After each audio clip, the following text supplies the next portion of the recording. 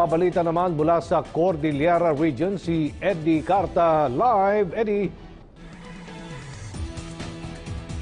Yes, Sir Aljo, Yusek Rocky, naimbag na bigat sa ngaring makatulong para sa mabilis na pag-angat ng tourism industry dito sa City of Pines.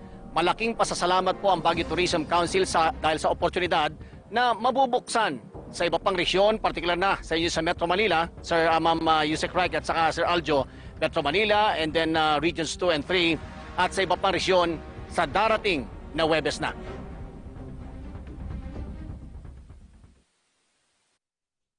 Kasunod ng pag-aproba ng lokal ng pamahalaan, laking pasasalamat ni Baguio Tourism Council Chairman Gladys Vergara sa pagkakataong tumanggap at makakapasok na rin simula sa Oktubre 22 ang mga bisita at turista mula sa Metro Manila, Region 2 Cagayan Valley at Region 3 Central Luzon. Pangunahing layunin ng nasabing hakbang na makatulong sa mabilis na pagbangon ng industriya ng turismo at iba pang naapektuhan na grupo.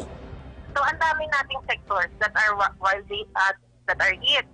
Isa-isa naman, we're looking at how to be able to help them without compromising health.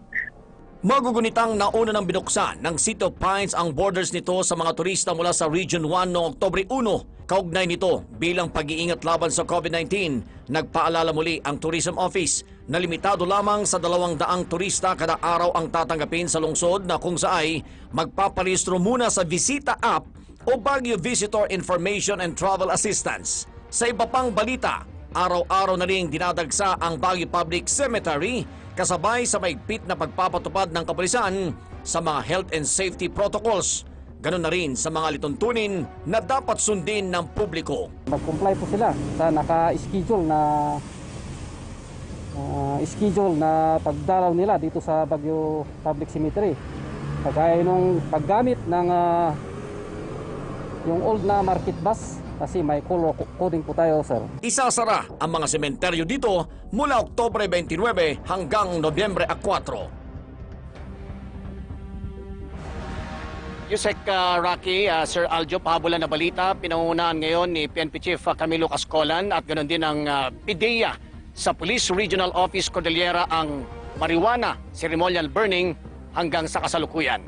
Napakaganda at napakaliwalas po ang panahon. Mula dito sa City of Pines, Summer Capital of the Philippines, Eddie Carta para sa Bayan. Maraming salamat, Eddie Carta, PTV Cordillera.